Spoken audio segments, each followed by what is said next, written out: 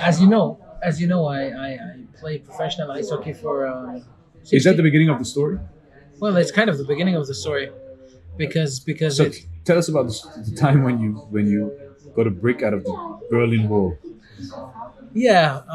Actually, many people claim that they get a piece of the Berlin Wall, but unfortunately for them, most people just bought it in the streets of Berlin, and I think they later found out that people recreated pieces of the wall with cement back home in their houses and sort of painted them to create artificial pieces. And I think they had about 3 or 5 times the length of the whole wall sold in pieces. So So it was the Chinese Wall. yeah, I don't know. It was not real, but mine was real, which I can definitely prove because at the time I was playing with a hockey team, ice hockey team, and we were invited to East Berlin for a tournament, and there were four teams playing. That was the best team back then at our level of age level of hockey was Dynamo Riga from Latvia, and then of course there was East Berlin who were the hosts, and then there was us from Innsbruck. I played for Innsbruck Tirol back then, and then of course because there was East Berlin, they had to have West Berlin, and that was the tournament. And What was the name of the tournament? I can't remember. It was some sort of Milke Cup or something like something really GDR style, sort of Stasi style name. And the trophy looked like it was some sort of eagle, golden eagle trophy. It was really weird. And already when we arrived, everything was really strange because we arrived by coach. Obviously, coming from Tyrol, we took a bus to get there, and we arrived. And on the way through Czech Republic, everything was really easy. But then we entered Eastern Germany, and everything started to be really difficult because they checked our hockey gear about 10 times, I think, on every 50 kilometers, and then when we arrived in Berlin, we were welcomed by the organizers, and then they introduced us to um, two guys in trench coats with wearing hats and like looking like FBI people. They were obviously from Staatssicherheit, from Stasi, and In East Berlin. in East Berlin, and they were accompanying us all through town every day of our stay. And so they just hopped on the bus, on the coach that we used, and would sit at the back and look really grim and like really serious and really like untouchable. And I mean, of course, we were sort of 18 to 21, 24-year-old guys. Jetzt busy, huh? Yeah, We just he's recorded. telling a story. Yeah. 10 muss ich schließen. 10 Minuten muss ich auch. 10 Minuten, perfekt. Oh, that's easy. So we were 19 to 20, 21-year-old guys, and of course we had nothing better to do than to try and make those Stasi guys, smile and laugh and sort of lose their you know um, their regular behavior. So how of a professional team were you playing in? It was a It was a professional team. It was a top league team, Austrian top league team. We won the championship. the Austrian Championship. Mhm. So people who play in that team, did they need a second job, or was it? No. So you were no, well you paid? we were paid. Yeah. Yeah, we were paid for playing. Yeah. What year is that? It was either 88 or 89. I can't really remember. It was really close to when the wall was torn down, and when David Hasselhoff came over and tore down the wall, as we all Been looking know. for freedom. Yeah, I've been looking for freedom. Yeah. So no, that was great fun. I mean, we had the greatest time in East Berlin. We did all lots of shit, and everything that was disallowed, we would do. And in our attempts to sort of loosen up those Stasi guys, we actually managed. The one night that we cracked them was when we went to. There's a square called Stuttgarter Platz where all the prostitutes are and all the fun and games were. And There were prostitutes in East Berlin. oh yes, Yeah? oh yeah, oh yes, yes. And we went there and I had the greatest time. We're partying all the night away and drinking a lot, and then Davide, our guy, our Italian player who spoke Russian, um, convinced those two guys in Russian to come and join us for drinks, and we wouldn't tell anyone and everything. And we have tried for I think 3 or 4 days to sort of make them join us, and in the end they actually did because they gave up, and I think they already knew that we were no danger to the state or something because we didn't have anything in mind but playing hockey. So that was great, and then they started partying with us, of course illegally because they weren't supposed to do that. So did you party after every game? No, we didn't. The Latvians did, but they would drink so much it was unbelievable. We did a drinking competition with the Latvians, which we actually won, and they had such a great time that they actually allowed us to score one goal, to the go-ahead goal in the game against them because they had thrashed the opposition. Was it the next day? Well, yeah, we played the next day against the Latvians. Yeah.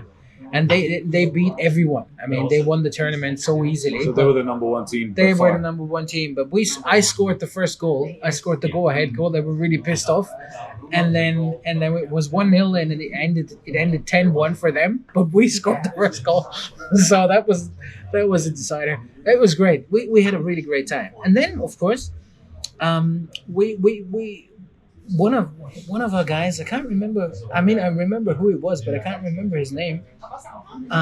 He said that, well, we're in Berlin. We've seen the wall, but why don't we go and get a piece of the wall? And we all looked at him and said, like, "Are you crazy? I mean, we can't. We're in East Berlin. We can't do that." And then all of a sudden, one of the Stasi guys, they were both really drunk at that time. One of the Stasi guys said, "Oh, yes, we can." And we looked at him and said, "What do you mean we can?" And he said, "Yeah, no. I know the way. We can go there." And we thought, like, "Yeah, right. Yeah, we can go there." And then, And they were drunk by that time? oh yeah, they were drunk. Yeah, they were drunk. And so we thought, like, okay, he's drunk, we're drunk. So what can happen? Let's try this. So we got on a taxi, and the taxi took us to some random place somewhere around Friedrichstraße. I'm not too familiar with Berlin, so I don't know exactly. And it was all fenced off in a way. And there was high grass, and we thought, like, okay, this looks like a building site. What do you want? This is useless. And so he says, no, we have to get off here. And then we were all pretty merry and in good spirits because we were all drunk. So we didn't really give a shit. We didn't really know it was dangerous. And we didn't really know that we shouldn't have done it. Yes, in the back of our heads we did. But we wanted that piece of the wall. So he gave us two sort of hammer-like instruments, tools, and said, "Okay, well, we have to go down the stairs." So we went down the stairs. You went to that place with your bus? No, we went to that place. We went to the place with a normal taxi, and the taxi driver was pretty skeptical. You could tell, because actually it was in the middle of nowhere, and it all looked like a building site, and like an abandoned site, really. And then we went down the stairs, and there was a door. We opened the door, went inside, and it turned out to be an abandoned underground station. It was an underground stop. The underground would also go through East Berlin, of course. From the metro, the tube. Mm-hmm. Yeah, but that stop was abandoned. Okay, so it was officially not existent. So the train would drive through. I think it even took a detour or something. I don't know, but it was officially not existing, right? So he took us there because he had the keys. I don't know. He had keys to all the buildings that I can recall because we visited so many things with them together afterwards that I don't know where they got the keys from, but they had keys to everything. So he hit the keys, and he opened the door. We went inside, and seriously, it was a bit like James Bond, one of those underground stops that was not used. And then he says, "Okay, we have to go here and go here," and then we stopped in front of a wall. And I can remember one of our guys saying, like, "Okay, well, that was fantastic. Now we're stuck in front of a wall. And he says, no, this is not a wall. And we went, what do you mean it's not a wall? He says, yeah, but just a second. And then he does something, and we were drunk, so we can't remember properly. But all of a sudden, this wall opens, okay? And there was a set of stairs going upstairs. And we thought, like, that's pretty cool. There's a bit of an Indiana Jones experience, if you see what I mean. And so we went up the stairs and arrived at a field with high grass, and we could see the wall. And it was all dark left and right, and just in the sort of kind of far distance, there was a watchtower with lights, because it was still the GDR was still sort of functional. Okay, it was not as bad as it used to be with the death zone, and they would shoot you on sight and stuff like that. So because then we wouldn't have tried to do that, because it was too So everyone dangerous. knew that the end was near for the. Yeah, they knew, they Yeah. probably knew that it was sort of the end was close, and then everything would finish, and there were demonstrations in town, not like the big ones at the end, but there were kind of small demonstrations, but it was still forbidden ground. Okay, you were still not allowed to go there. So he said, okay, I'll check the watch, and you guys, you sneak there in the high grass, you climb the fence, and then you move to the wall on your feet, like really down below, bent down, and then you try to get out the pieces of the wall. And when I whistle, you have to come back. Okay, yeah. So he wants you to climb over the fence. How tall Mm. was the fence? Oh, not very tall. It was like as tall as a person, 2 meters. Right? probably. But we were drunk, so No barbed wire on top. Just a no, normal, no, just no, a no, normal no, fence. no, no. It was just a normal fence. But there were, like I said, there was a watchtower, and there were guards trooping, and they had dogs and flashlights and things. So it was like, the real thing. Like escaping from a German prison. Yeah, something like that. Yeah, no, it was, like I said, it was a real thing. How long was a piece of grass between the fence and the Berlin Wall? I couldn't tell. 100 meters. Yeah, minimum. It was quite long. It was about, 100 meters is like a soccer field, so it would be a football field length. Okay. Yeah, supposedly. I mean, everything seemed totally surreal. You must not forget. It was dark. We had never been there. We were under stress because, I mean, we knew it was forbidden. He had sort of,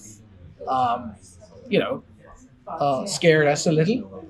And then on the other hand, we were still pretty merry from the drinks we had. That's why we had the courage to do it. So, so we did as he said. We sort of sneaked through the grass and then climbed the fence, and nearly fell down and hurt ourselves. Was But- the whole thing lit up with floodlights? No, that section was not lit up. Were there like There, turning there was a lights? turning floodlight, Okay. a turning spotlight, which would come on all the time and then move and come on and move and come on, So just like in a movie. just like in the movie. I mean, we seriously, like I said, it was some sort of Indiana Jones moment. We felt like we were in a movie, But because we were drunk, we didn't give a shit, We So- just didn't care. So you had no fear about No, it not because- at all, not at all. We felt really cool. We felt like the Watchmen or the Avengers or something. We thought it was really fantastic. So we just focused on. We knew we were drunk. Okay, so we knew we had to focus on what he said we had to do. There was one point that we completely sort of misjudged, which was time. Okay, because he said we only had like, I don't know, 2 or 3 minutes, and it took us already like 5 minutes to get through the high grass because it was high and we were drunk and we were like struggling to get through. So then when we climbed the fence, we fell down on the other side, and we were there, and we sort of pulled ourselves together, went to the wall, and started hammering with what we had, and when you're drunk and you try to hammer something out of a wall without like proper tools, it takes some time, and of course it makes some noise, and I don't know. I'm sure he was like all in sweat and tears back there because he was checking the watch, and I mean I don't know what would have happened to The him. Stasi guys, they were behind the fence waiting. Yeah, they were behind the fence waiting. I don't know what would have happened to them had they found out. The bosses found out that they did that with us. So anyway, we were there at the wall, and we were hammering that out, and then the bloody spotlights came back on, and they were like, they were full on us, we like full on. So, and then the watchtower was just whistling like, "Ooh," and all of a sudden you could hear the dogs barking, and you could hear the officers shouting like, "Hey, what are you doing there? Who is this? Go away!" In German. Yeah, well, in East German, yeah, and Halt, stop. something like that, yeah. And was machen Sie da? No, it was yeah. Well, they had obviously detected us, and then I said, okay, we have to go, and he was blowing, he was whistling from back there, You're a Stasi guy. yeah. And then there was one guy who he just hadn't managed to get that bloody piece out of the wall. But he was so insistent. He said he wasn't going to leave before he had the piece of the wall, because that was why he was coming there. And of course he was drunk, so he was completely useless. So it was like it was terrible. You had your brick already. I had my brick. Yeah, it was about that size. And later on, I made a heart out of it for my late wife, because I went to Berlin with her, and then I gave her that heart, which was quite romantic. But the thing was, I had my brick, and then the other guy had his brick, and the third guy was still on the wall trying to get that out, and then we had to try and pull him away, because otherwise they would catch us. And then we pulled. Finally, he got it out. We pulled him away. We climbed the fence, fell over, of course, on the other side again, and they were like really, really close, and the dogs were behind the fence barking. And it was basically like like you see from the James Bond movies, when when the James Bond is just escaping, only just, we were really so fucking close to being Did they caught. fire a warning shot? They fired a warning shot in the sky, and that really scared us. I think that was the first time in the whole event that we were scared, because when somebody's shooting. I was in the Royal Navy, so I know what it sounds like when somebody shoots. But when somebody's shooting, and you are the one running away, it is really scary. And even Shit's when, about to get real. well, even when you're drunk, you get really scared. So Sobers you up really quick. I think we were about 3 times as fast through the field on the way back than we were on the way there. And then when we arrived, like the Stasi guy was shouting at us, like, "Well, fucking idiots we are, and what we did, and la la la la la." And then my friend just looked at him like totally chilled and said, like, "Well, it was your idea. What do you want?" So that was that. And then he took us back, and we went to the hotel, and then at the hotel, of course, we had to tell everybody from the team the story, and the word spread, and then the Latvians came over and wanted to see the stones from the wall, and basically they brought along more drinks, and the party went on, and it was really hopeless. But no, it was cool, and I still got that piece at home. You still have that brick? I still have a piece of the Berlin Wall. Yes. Okay, we'll edit it into the video. Yeah, cool. Yeah, I have to ask my parents to see where it is. What about the guy who didn't get a brick? Did he get a brick in the end? No, he did get the brick. Yeah, he did get a brick. He got a smaller one, but he did get a brick, and he was like the star. He was himself. He hid out. Yeah. He was a star in Tyrol then, because the other guy was Italian, like I said, and I was a Scottish guy, and he was the only Austrian guy. He was a Tyrolean guy, and he went back to his little Tyrolean village and was the hero of the village because he had a piece of the Berlin Wall. So that's the story of you getting a brick out of the Berlin Wall. That's the story of me getting a brick out of the Berlin Wall. Good story, Harry.